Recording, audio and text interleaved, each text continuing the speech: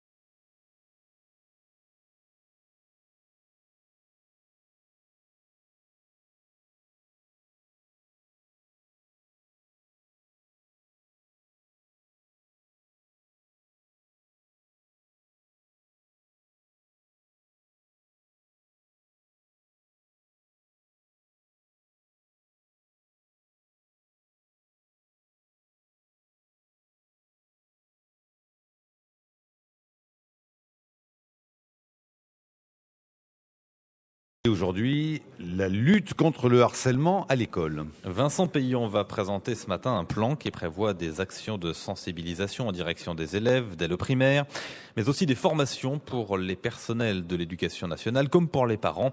Le harcèlement qui touche environ un enfant sur 10 en primaire et au collège. Dossier préparé ce matin par Aurélie Kiefer. Février 2013, Matteo, un collégien de 13 ans, met fin à ses jours. Ses camarades se moquaient de lui et le bousculaient parce qu'il était roux. Une plaisanterie, un surnom, souvent le harcèlement commence l'air de rien. C'est la répétition qui va rendre la situation de plus en plus pesante. Écoutez le témoignage de Nathalie, elle s'inquiète pour sa fille, élève de 4e. C'est des propos qui pour nous adultes nous paraissent anodins. Elle me dit voilà maman, il y a les garçons, ils me traitent de périmé. Alors oui, périmé pour moi au début, c'est pas grave périmé. Pour moi c'est les yaourts qui sont périmés quoi, c'est pas un enfant. Donc on voit pas forcément la force du mot et la valeur qu'ils mettent les enfants dans ça. C'est des petits mots mais qui petit à petit ça fait un poids très lourd quoi. Périmé, ça veut dire qu'on est exclu, ça veut dire que on n'est pas dans le groupe. Il y a quelque temps, elle me disait ça, je lui dis, mais comment tu veux que j'en parle? Tu veux que je voie les profs? Tu veux que j'appelle le conseiller principal d'éducation? Elle m'a dit non, c'est bon, c'est pour l'instant j'en rigole et je me moque d'eux quand ils font ça. Puis je veux pas que tu le dises parce qu'on va me traiter de balance. Et puis là, elle m'a dit, non, là, je trouve plus ça drôle. Moi, l'inquiétude, c'est qu'elle se prenne des coups après. Jusqu'où ça va aller, quoi. Et ça doit se traiter à l'école. Parce que je peux aller voir effectivement les parents, il faut que j'identifie les parents, mais c'est pas comme ça qu'on va régler la situation dans la classe. Je passe vraiment par l'école pour dire trouver une solution pour que ça se fasse plus et qu'il n'y ait plus aucun enfant qui subisse ça. Moi, j'ai pas envie qu'elle revienne en pleurant de l'école, quoi. Ça doit être un endroit où elle est bien. Dans la loi de refondation de l'école publiée cet été, les établissements scolaires ont l'obligation de mettre en place une politique de prévention et de traitement des faits de violence à l'école.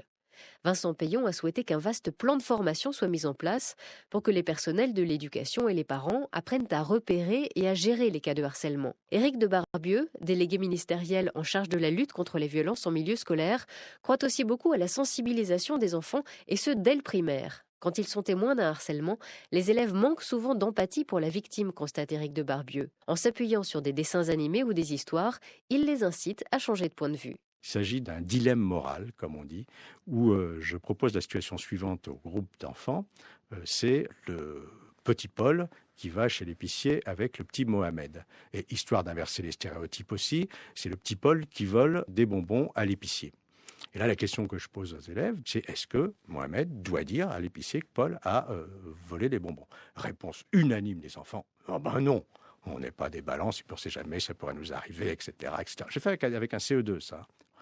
Et j'introduis un autre élément, c'est-à-dire un autre point de vue. Oui, mais l'épicier, il n'est pas très riche, c'est une petite épicerie. Si on lui vole tout son magasin, vous ne pensez pas qu'il peut y avoir des problèmes? Ah oui, alors il faut le dire. Bon, et j'introduis un troisième élément.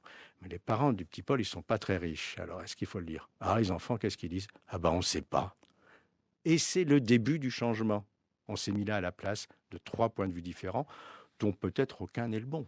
Les familles touchées par le harcèlement scolaire ont à leur disposition un numéro vert et un site internet qui a été enrichi. Et puis si l'établissement scolaire concerné ne réagit pas comme il faudrait, il est toujours possible de solliciter le médiateur académique. La lutte contre le harcèlement à l'école, c'était ce matin le choix de la rédaction, dossier préparé par Aurélie Kiefer. Et vous me dites, Renaud, que vient de tomber à l'instant une Voilà, on nouvelle. apprend la mort de Lucien Neuwirth, qui était le père de la pilule, et puis également gaulliste historique.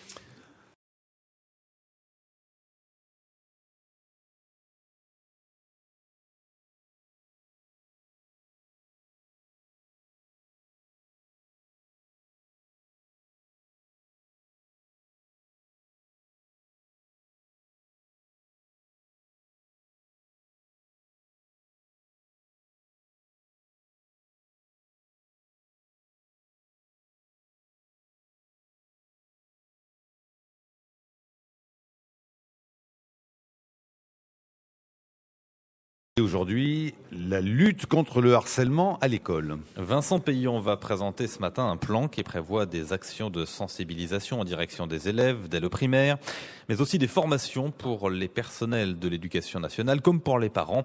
Le harcèlement qui touche environ un enfant sur 10 en primaire et au collège. Dossier préparé ce matin par Aurélie Kiefer.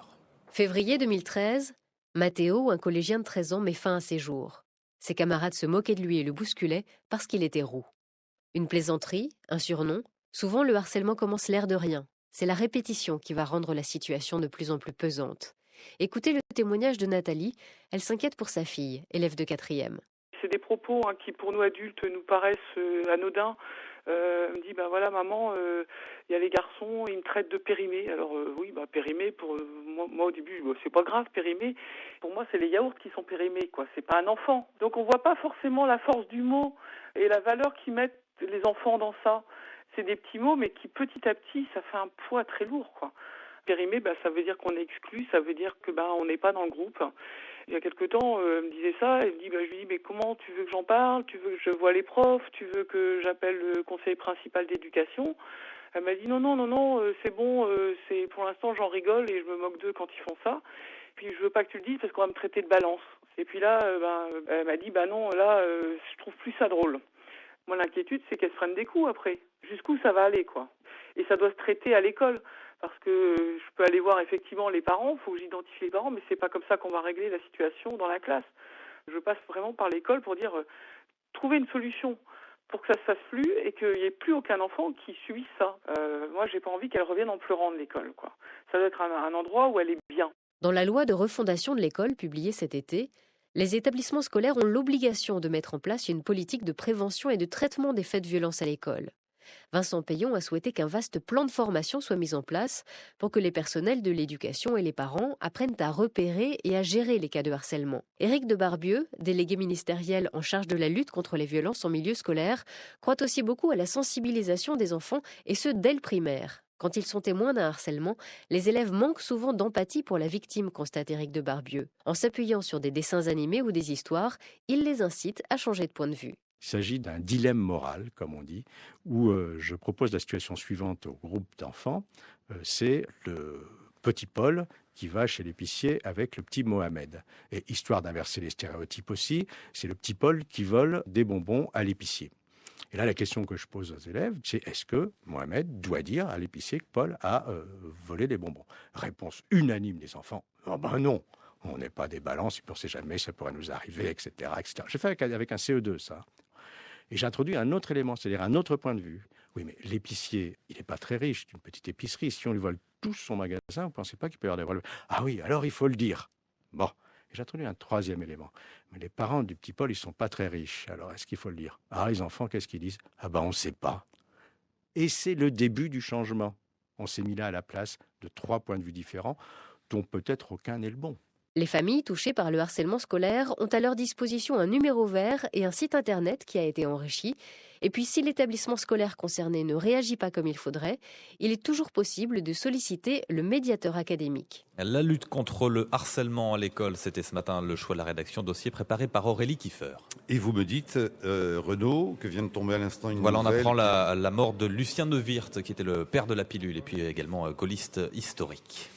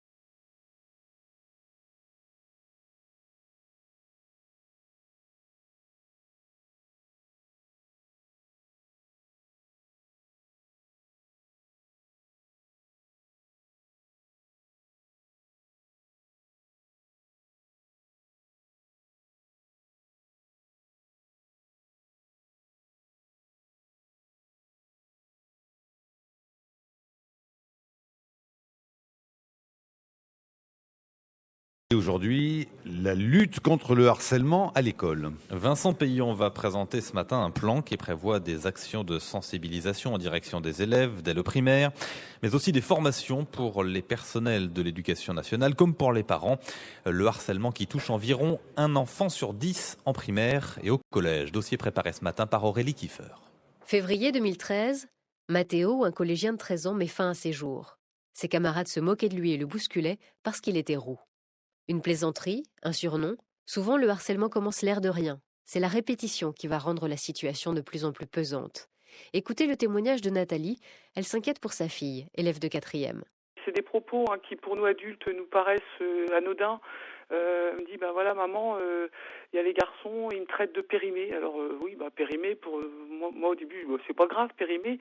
Pour moi c'est les yaourts qui sont périmés quoi. C'est pas un enfant. Donc on voit pas forcément la force du mot et la valeur qu'ils mettent les enfants dans ça. C'est des petits mots mais qui petit à petit ça fait un poids très lourd quoi. Périmé, ça veut dire qu'on est exclu, ça veut dire que on n'est pas dans le groupe. Il y a quelque temps, elle me disait ça, je lui dis mais comment tu veux que j'en parle, tu veux que je voie les profs, tu veux que j'appelle le conseiller principal d'éducation. Elle m'a dit non, c'est bon, c'est pour l'instant j'en rigole et je me moque d'eux quand ils font ça. Puis je veux pas que tu le dises parce qu'on va me traiter de balance. Et puis là, elle m'a dit non, là je trouve plus ça drôle.